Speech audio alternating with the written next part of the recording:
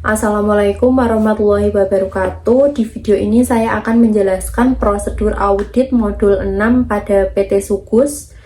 Nah, langsung saja untuk tahap yang pertama itu kita isi dulu terkait dengan siklus perolehan dan pembayaran investasi yang ada pada buku 2 halaman 104.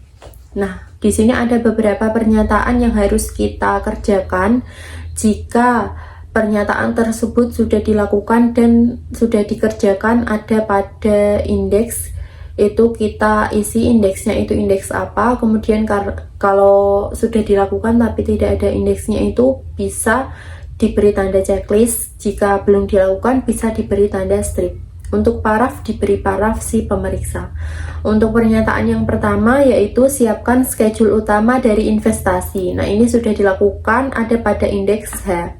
Kemudian parafnya diberi paraf si pemeriksa. Yang kedua, lakukan konfirmasi atas informasi yang dipegang oleh pihak lain apabila digunakan sebagai jaminan oleh pihak bank atau dikuasai oleh pihak broker atau pialang. Ini ada di indeks H. Kemudian yang ketiga, minta catatan kurs harga pasar market price pada tanggal neraca untuk saham dan bandingkan dengan at cost. Itu belum dilakukan, jadi diberi tanda strip. Kemudian selanjutnya, periksa transaksi mutasi penambahan dan pengurangan dengan melihat bukti pembelian dan penjualan. Apakah telah mendapat persetujuan dan dari pejabat yang berwenang. Nah, ini sudah dilakukan, jadi diberi tanda checklist. Selanjutnya, lakukan verifikasi atas dividen tunai atau saham. Ini belum dilakukan, jadi diberi tanda strip. Kemudian selanjutnya, lakukan pengecekan pencatatan investasi apakah sesuai dengan ketentuan standar akuntansi yang berlaku umum. Ini sudah dilakukan di indeks H. Kemudian minta bukti fotokopi akta notaris atas investasi pada perusahaan asosiasi atau anak perusahaan. Ini juga sudah dilakukan, jadi diberi checklist. Kemudian selanjutnya lakukan verifikasi harga perolehan dari investasi pada perusahaan asosiasi atau anak perusahaan. Perhatikan presentase kepemilikannya dengan mencocokkan komposisi penyetoran modal pada akta notaris tersebut. Nah, ini sudah dilakukan, jadi diberi tanda checklist. Selanjutnya, lakukan audit terhadap perusahaan asosiasi atau anak perusahaan yang dilakukan investasi atau minta laporan keuangan yang telah diaudit oleh akuntan lain untuk keperluan penyusunan laporan keuangan konsolidasi. Ini sudah dilakukan, jadi diberi tanda indeks. Nah, indeksnya itu ada pada indeks H. Selanjutnya, yakinkan bahwa peraturan perpajakan yang berlaku telah ditaati. Ini sudah dilakukan, jadi diberi tanda checklist. Kemudian yang selanjutnya kita buka buku 1, itu ada di halaman 149 modul 6 siklus perolehan dan pembayaran investasi.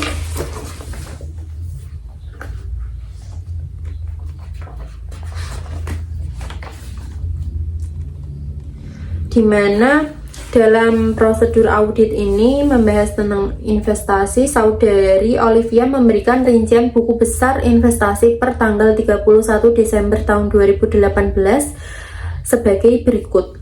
Nah, untuk investasi berdasarkan hasil pengecekan akta notaris Paulus SH nomor 35 tanggal 10 Juni 2018 dan akta notaris Beni SH nomor 198 tanggal 24 Agustus 2018 serta bukti pengeluaran bank untuk keperluan investasi tahun 2018 dengan rincian sebagai berikut. Tanggal 5 bulan 6 tahun 2018 itu investasi saham PT PUH sebesar 100 lembar dengan nilai nominal 1 juta per lembar. Nah, jumlahnya itu 100 juta rupiah. Kemudian tanggal 7 bulan 8 tahun 2018 itu ada investasi saham PT Biglet sebesar 300 lembar dengan nilai nominal 1 juta per lembar. Nah, itu jumlahnya 300 juta rupiah. Selanjutnya tanggal 28 bulan 11 tahun 2018, uang muka pembelian gedung 22.500.000. Atas pemeriksaan akta pendirian yang dibuat di hadapan Notaris Paulus SH nomor 35 tanggal 10 Juni 2018, penyertaan saham PT PUH dengan modal dasar 2.000 lembar atau sebesar 1 juta untuk per lembarnya, sedangkan modal ditempatkan dan di store penuh 1.000 lembar dengan rincian sebagai berikut. Nah, PT Untung sahamnya 200, kepemilikannya 20%, jumlahnya 200 juta. PT Bahagia jumlah saham 200 lembar, kepemilikan 20%, jumlah modal 200 juta. PT Sukus 300 lembar, kepemilikan 30%, modal 300 juta. PT Cinta 300 lembar, kepemilikan 30%, modalnya 300 juta. Kemudian totalnya itu sebesar 1 miliar. Berdasarkan laporan keuangan PT PUH dan PT Piglet yang sudah diaudit oleh kantor akuntan, dengan pendapatan wajar tanpa pengecualian, ternyata perusahaan belum mencatat pengaruh penyertaan sahamnya, yaitu pada PT PUH dan PT Piglet. PT PUH itu kepemilikannya sebesar 10% dan PT Piglet itu 30%. Nah, labanya untuk PT PUH itu 200 juta, untuk dividennya jadi 200 juta dikali 10% jadinya 20 juta. Dividennya 20 juta jadinya yang kepemilikannya itu 10% kali 20 juta sebesar 2 juta. PT Piglet kepemilikan 30%, labanya 100 juta, dividennya 16 juta. Jadi 30% penerimaan dividen itu 30% kali 16 juta. Jadi hasilnya itu 4.800.000. Kemudian langsung saja kita buat adjustmentnya.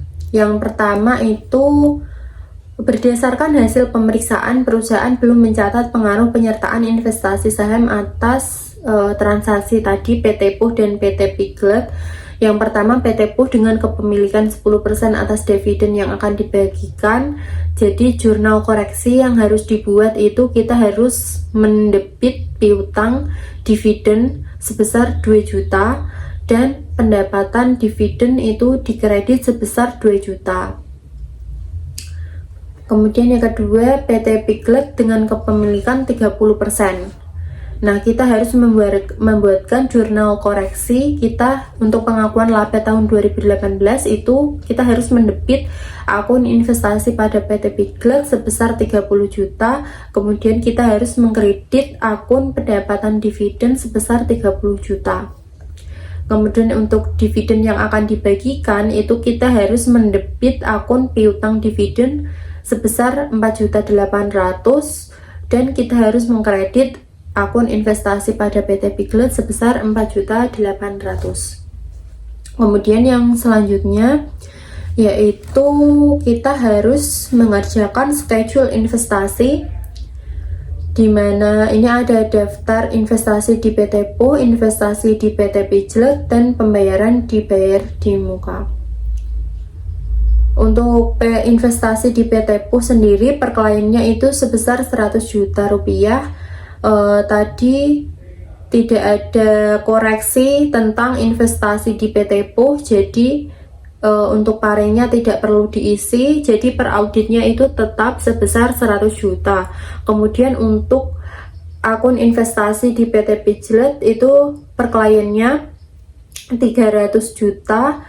Tadi kan ada di adjustment itu ada koreksi. Nah, ada akun investasi di PT Piglet itu ada debit sebesar 30 juta dan ada kredit sebesar 4.800.000.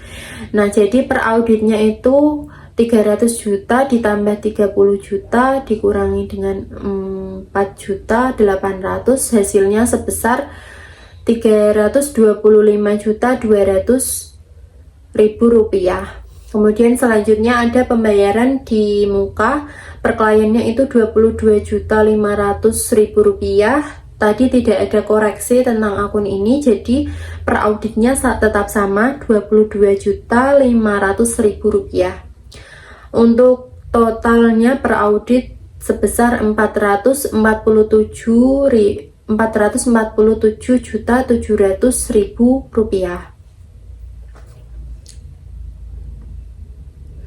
Kemudian yang selanjutnya itu ada pernyataan.